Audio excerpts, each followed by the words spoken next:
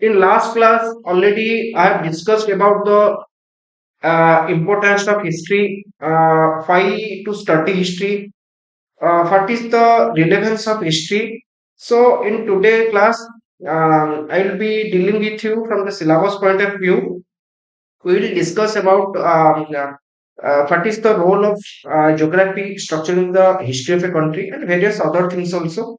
Seeking information here means primarily it is referring to the study of past events or seeking or searching information on a particular subject. We can say seeking information means the inquiry of certain past events from where we can get maximum amount of information. That is the meaning of what historia means inquiry. So let's discuss on another point. That is, here I have mentioned that history is all about connecting the past events. Already in previous class, I have told this. That is, past events means whatever the whatever the things happened in the past. We have to connect. If we connect these past events one to each other, then we can relate what is happening with us nowadays. We are, let's example, if we see certain things is happening to us in the present time, certain things happening to us in the present time. A general curiosity comes in our mind that always we try to find out the regions, find this situation is happening nowadays. So that region is known as the past events. If we try to find out the regions behind any war, any things which is happening, so finding such things itself is known as the past events. So hope you understand. I'm discussing one of the most important topic, that is here I have mentioned that any civilization has two eyes. One is history and another is geography. One is history and another is geography. So let's have some discussion about it in details. I'm discussing about it.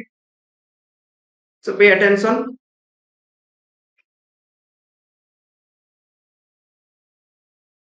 Geography and chronology. Geography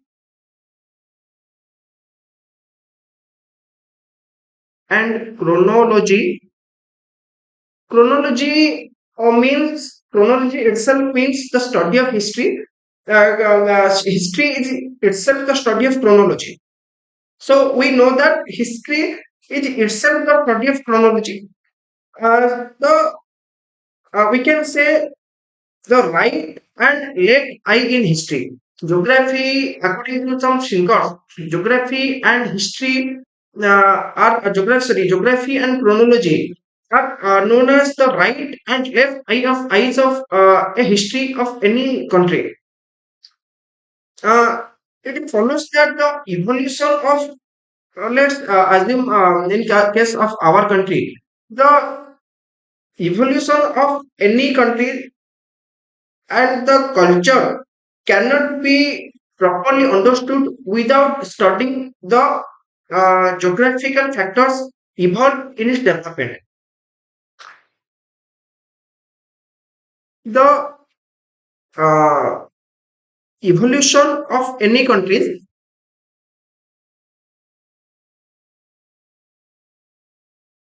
the the evolution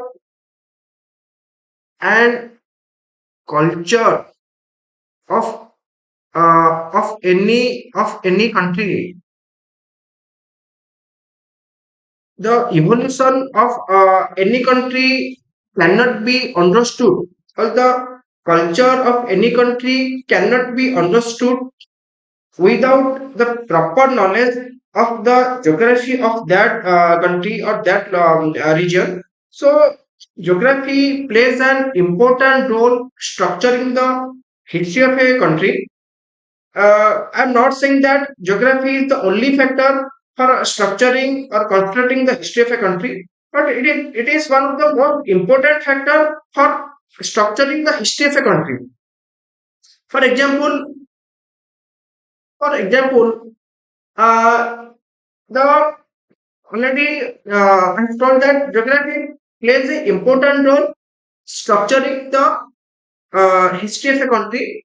It influences the various aspects of a country, that is the trade routes, the settlement patterns, agriculture, the formation of boundary, natural resource, everything, whatever a country, whatever the things we are seeing in the country, actually they have emerged out due to some geographical regions. So, uh, geography plays uh, important role in shaping the social life of a country, the cultural tradition of a country, the economic development of a country. Everything I can say that history of a country, history is all about reading the things, but the factors that are responsible for making a history, I can say it is the geography. Various other factors that they are for shaping a country's history, but geography is one of the most important factors for shaping a country's history. Geographical features like here I'm writing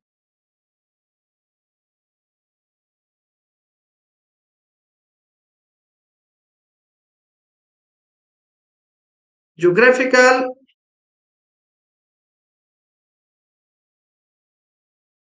features like river, mountains,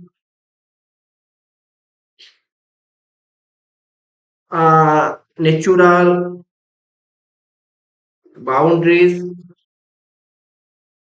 These all plays a very important role. For example, where a civilization emerged, the role of a country with its neighbor, the economic and cultural development of a country, it's impacting history very significantly. Geographical factors often explain five. Let me clarify you. Geographical factors often explain why certain events occur or how society evolved within a specific region.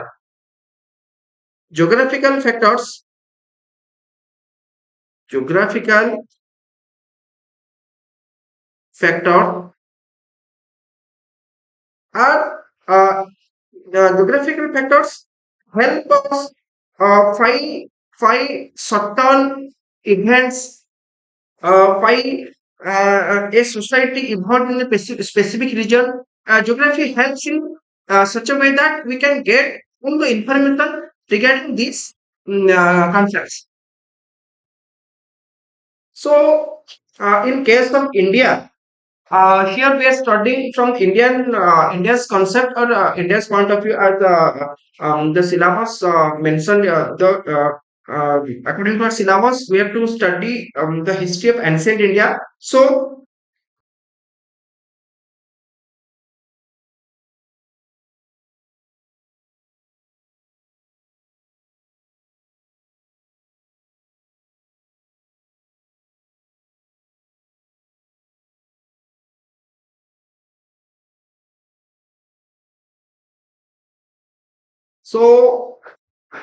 uh, the Himalaya in north, in case of India, the Himalayas mountain ranges in the north have played as a great barrier to the country. The Himalayas mountain ranges in the north have played a great role protecting the country from various instances. Like if we take that Himalayas prevent the cold and dry wind from the Tibetan plateau from coming to India. The dry or cold wind which is coming from the Tibetan plateau, Himalaya plays an important role from protecting this. So we can say that if Himalayas had Himalayas been not there, India would have been a cold dry desert. The entire India would have been a cold dry desert. So absent of monsoon also we can say, because Himalaya also helps us in the monsoon. So a present of Himalayas in the north itself help us in various aspects, such as India gets good amount of rainfall, and other things also India gets. So in this way, Himalayas plays an important role protecting the cold wind from the Tibetan plateau. India get protected from becoming a cold dry desert. Himalayas also help in the fertility of the plains in India. I'm talking about the Great Plains, that is, Himalaya plays an important role um, in the fertility of the Indo-Gangetic Plain. That is, the rivers flows from the Himalayas plays important role in the fertility of plains in India. The rivers which are flow from the Himalaya, they all are playing an important role in the fertility of this region. This why most of the settlements, most of the settlements have happened in the north part of our country. So the rivers, due to perennial in their nature, they flows almost all the years, and soils which are coming from that river makes the soil fertile, and the richness of the soil helps any civilization to make their best version to reach to their peak. We can say another role of Himalaya in the north, that is, Himalaya protect the country from the invasion from the north due to its present and due to its vastness. It protect the country from attacks from the north, from the invasion. Himalayas protects us from the from the invasion also. It acts like a natural boundary for our country. The patterns, though we can say the patterns in Himalayas place in the when the snows are made in the paths, there are some trade and cultural trade routes open there. So we can say there is a interaction between the trade and cultural practices between other countries. But almost all the times Himalaya protect us from the attacks from north, and the passes in the Himalayas, it helps us in trade and cultural interaction between other countries. Basically, in the north countries, we can say Tibet, the culture of Tibet and the culture of India is somehow, if we take in a philosophical point of view, we can get some type of interaction between these countries. Let's discussion about. Let's have some discussion about.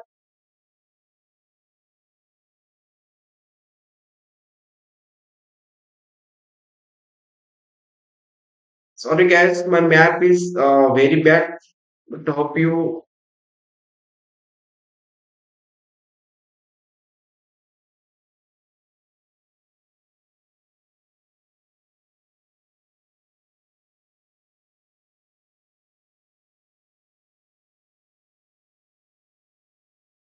प्यारा Bharat. The northwestern part of our country, that is the northwestern means this region. The northwestern ranges of the Himalayas called the Suleiman and the Hinkush mountain are not very high. The two mountain ranges, that is the Suleiman and the Hinkush, that not so much high in this part. We find large number of passes in this region. We find large number of passes in this region of our country. That is the region many foreign rulers, invaders attacks India in that country. We have tried in the ancient past. All our rulers, they have tried a lot protect India from being not attacked from this side, but somehow we have attacked many times all the foreign rulers, invaders attacked India in this way, and we have people of our country have suffered a lot from this attack. The northeastern part of our country, that is the northeastern ranges of Himalaya, did not allow any contact with the western, that is the region. Still, they followed their own practices. The northeastern part of Himalayas and the country did not allow with the interaction with the western part of our country or western side. That is the region. Still, they are following their own cultural practices, own way of living life. So we can say geographical aspect of a history makes a country more diverse. That is, the diversification of a country, where there is a diversification, there is a multiverse history, and geography played an important role structuring this. So this is the region. Five, the social life of people in our country varies from region to region, but still we are following a common norms. So the motto of our country is unity in diversity. That is, having a lot of diversification in our cultural tradition, in our way of living, their social life. Still, we are following a common norms. So we are binded by a common set of principle that is allowing this country to make to live as a one unity. This is the beautiness of our country, you can say. And let's coming to the negative trends. So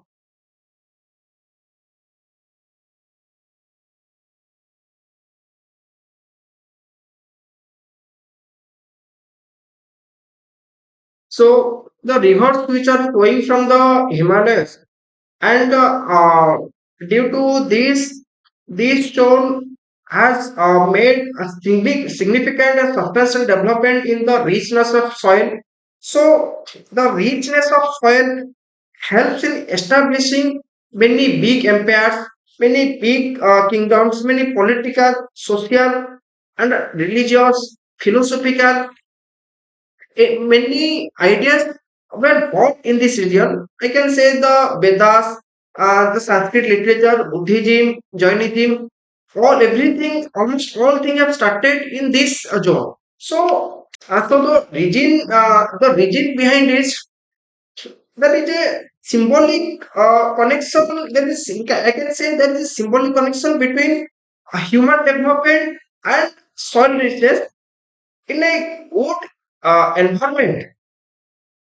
If we get a good environment, so where there is no competition for resources, there is no competition for existence of life. There we get a support.